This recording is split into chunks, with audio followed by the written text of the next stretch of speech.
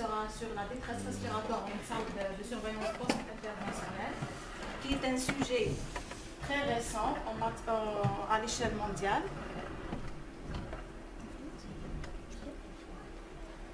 D'accord. Premièrement, je vais commencer par l'introduction.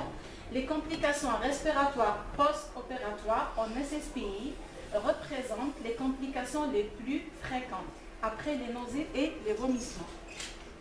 Ce travail a pour but de proposer une stratégie diagnostique en prenant en compte les particularités du post-opératoire immédiat et de discuter la prise en charge spécifique et symptomatique, en particulier l'oxygénothérapie à haut débit et la VNI qui est la ventilation non invasive.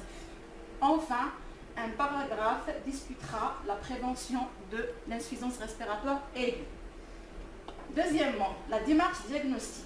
La survenue d'une insuffisance respiratoire aiguë en SSPI peut être la conséquence d'une atteinte de la fonction des muscles respiratoires, allant d'une atteinte du système nerveux central à une...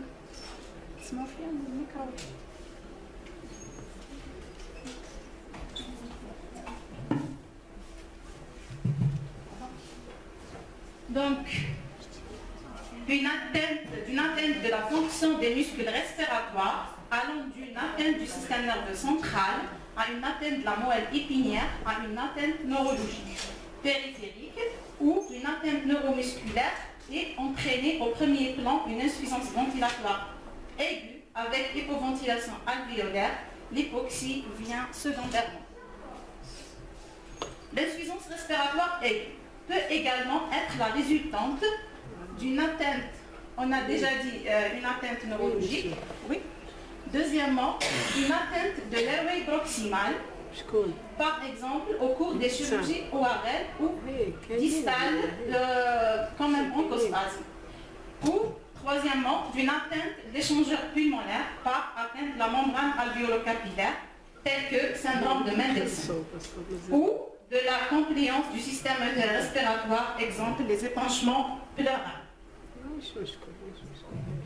La constatation en SSPI nécessite ainsi une démarche diagnostique rapide qui repose sur la prise en compte des facteurs de risque associés aux patients, qui sont les antécédents cardio-respiratoires, infection des voies aériennes en cours, tabagisme actif, obésité et le score ASA.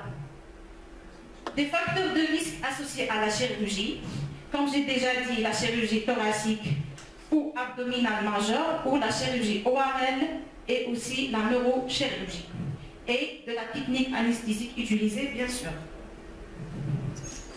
Le diagnostic étiologique est fondamental et urgent, mais ne doit pas retarder le traitement symptomatique, consistant toujours en l'apport d'oxygène et parfois l'intubation en urgence selon les signes habituels de gravité de l'insuffisance respiratoire aiguë. L'examen clinique recherchera en particulier 3 signes qui sont déjà cités, soit des signes neuromusculaires ou des problèmes de l'airway ou d'échangeurs pulmonaires. Pour les problèmes neuromusculaires, pour le problème neuromusculaire, c'est-à-dire l'atteinte neurologique, elle est soit centrale, soit périphérique. L'atteinte centrale, on cherche des troubles de vigilance, une bradypnie ou myosis, anisocorie, qui témoignent d'un résidu de médicaments anesthésiques ou d'une complication cérébrale plus fréquente en neurochirurgie. Deuxièmement, périphérique. Respiration paradoxale, balancement thoraco-abdominal, fatigabilité périphérique seront recherchés, évoquant une atteinte soit diaphragmatique, soit médicamenteuse, qui est la pulmonisation résiduelle. Deuxièmement, après l'examen neurologique, on a l'atteinte de l'airway. Elle est soit proximale, soit distale. Pour l'atteinte proximale, on trouve une dyspnée ou silence inspiratoire, évoquant un laryngospasme ou une obstruction muqueuse, présence d'un hématome cervical compressif comme la chirurgie ORL ou carotidien. Pour l'atteinte distale, on trouve une dyspnée expiratoire et des sibilants auscultatoires évoquant un bronchospasme, quelle qu'en soit l'étiologie, soit l'hyperréactivité qui est connue, ou l'inflammation ou infection courante. Souffle tubaire asymétrique, plutôt des ondes d'équilibre postérieures évoquant une atelectasie. Troisièmement, l'atteinte d'échangeurs pulmonaires. On trouve souvent une dyspnée expiratoire, des sibilants, des crépitants ou expectoration mousseuse. La démarche initiale peut faire appel à des examens complémentaires aussi, qui ont en premier lieu la réalisation de gaz de sang et à une radiographie du thorax, qui est standard. L'échographie pleuropulmonaire est une alternative supérieure à la radiographie du thorax pour l'orientation diagnostique. Après la démarche diagnostique, bien sûr, on a la prise en charge thérapeutique. En commençant par la prise en charge thérapeutique non spécifique, l'oxygénothérapie est la première mesure à entreprendre, bien sûr, avant de chercher l'étiologie, avant de chercher la cause ou de faire notre diagnostic. La réintubation sera discutée en fonction de l'étiologie. Exemple, l'hématome cervical compressif ou la sévérité en fonction des signes habituels, respiratoires, circulatoires et neurologiques d'insuffisance respiratoire aiguë. L'oxygénothérapie peut être administrée sous la forme soit d'une oxygénothérapie à haut débit ou couplée d'une VNI. La place de l'oxygénothérapie à haut débit dans l'insuffisance respiratoire aiguë post-opératoire immédiate a été étudiée jusqu'à présent. Un essai prospectif randomisé et de non-infériorité comparant l'oxygénothérapie à haut débit en post-opératoire de chirurgie cardiaque, donc non pas dans une situation habituelle de SSPI, mais dans une population particulière, c'est-à-dire dans la chirurgie cardiaque. Les critères d'inclusion incluaient à la fois des patients en échec d'épreuve de ventilation spontanée, des patients extubés après succès d'épreuves de ventilation spontanée, mais à risque d'insuffisance respiratoire aiguë post-extubation ou de succès d'extubation, mais présentant toujours une insuffisance respiratoire aiguë post-extubation. La place de la VNI dans l'insuffisance respiratoire aiguë post-opératoire immédiate. La VNI pour le traitement d'une insuffisance respiratoire aiguë en SSPI ne se conçoit qu'en l'absence d'indication d'intubation immédiate pour reprise chirurgicale ou dans des situations médicales en faveur d'une réintubation, comme l'arrêt cardio-circulatoire ou respiratoire, chirurgisation résiduelle, etc. Elle sera éventuellement prolongée en post-SSPI si nécessaire, bien sûr. Les indications classiques de celle-ci sont la décompensation de BPCO ou œdème aigu du poumon en complément du traitement médicamenteux. L'utilisation de la VNI précoce en curatif dans les situations souvent multifactorielles comme une atelectasie, une dysfonction musculaire respiratoire ou décompensation des départs cardio-respiratoires préexistants est possible, mais nécessite une expertise et une surveillance constante afin de ne pas retarder la réintubation. Le traitement spécifique de l'insuffisance respiratoire aiguë en SSPI, résumé en tableau, mais je vais citer quelques situations seulement. Pour les opiacés, les signes évocateurs, bien sûr, soit une bradypnée, hypoventilation alvéolaire, trouble de la vigilance. Le traitement spécifique, c'est l'antagonisation par le naloxone. Réintubation, si, comme j'ai déjà dit, selon la gravité de la situation.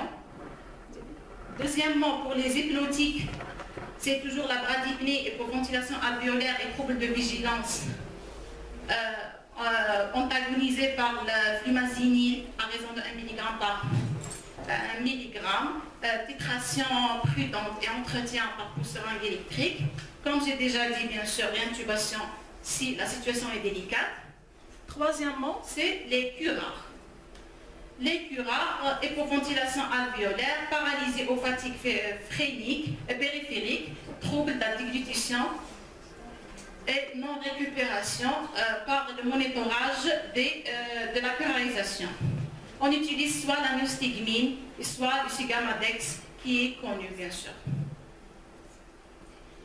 Deuxièmement, les problèmes de l'airway, c'est soit proximal, soit distal, comme j'ai déjà dit. Je vais commencer par l'encombrement bronchique. L'encombrement bronchique, comme tout le monde le sait, on utilise l'aspiration trachéale. On va essayer de provoquer une toux. Les aérosolothérapies qui sont utilisées en post-opératoire. Laryngospasme, c'est une dyspnée inspiratoire, comme c'est déjà dit en matière d'incident-accident de l'anesthésie générale. On va utiliser l'aspiration buccale, ventilation manuelle avec utilisation des curares, réintubation avec induction, comprenant un curare d'action rapide en cas d'échec. Pour les corps étrangers, surtout en chirurgie buccale et ORL, intubation traumatique ou opacité radiologique à l'examen clinique, réintubation, fibroscopie bronchique comme conduite à tenir.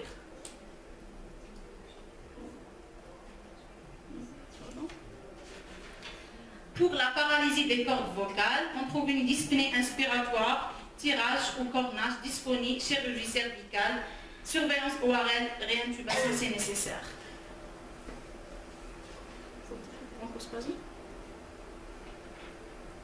Je ne vais pas tarder parce que toutes ces situations-là sont détaillées en matière d'incident, accident, comme j'ai déjà dit.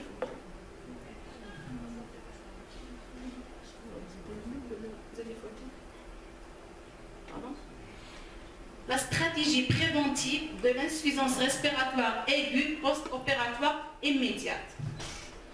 Une stratégie de prévention pas à pas est possible et fait l'objet d'une littérature récente.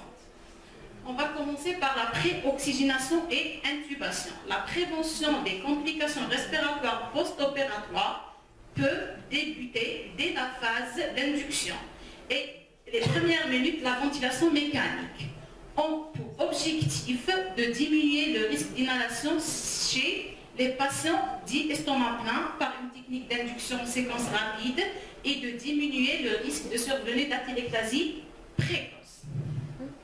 Une préoxygénation faisant appel à une PEP, soit à une CEPAP, soit en VNI, ont été évoquées pour des populations à risque comme le patient obèse. En post-intubation immédiat, la réalisation d'une manœuvre de recrutement sur le ventilateur, c'est-à-dire sur le respirateur, exemple d'une CEPAP de 30 à 40 cm d'eau pendant 30 à 40 secondes, permet de rouvrir précocement les zones alvéolaires dépendantes et de limiter la formation d'atelectasie. Après la préoxygénation, l'intubation, vient la ventilation per-opératoire. Le concept de ventilation protectrice, utilisant des réglages initialement validés dans le syndrome de stress respiratoire aigu en réanimation, s'étend en anesthésie chez des patients à poumons sains préalablement. Ainsi, une étude multicentrique française réalisée en chirurgie abdominale majeure a montré que la ventilation à 6 jusqu'à 8 ml par kilo de poids idéal théorique, associée à une PEP per-opératoire entre 6 à 8 cm d'eau, permettait de diminuer significativement l'incidence des complications respiratoires et extra-respiratoires dans les 7 jours qui suivent l'intervention et diviser en 3 le taux de réintubation ou recours à la VNI pour l'insuffisance respiratoire aiguë. On termine par une conclusion.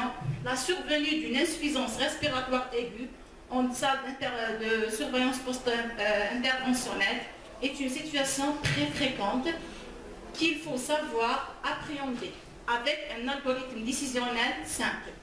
L'oxygénothérapie est systématique et la réintubation doit être évoquée.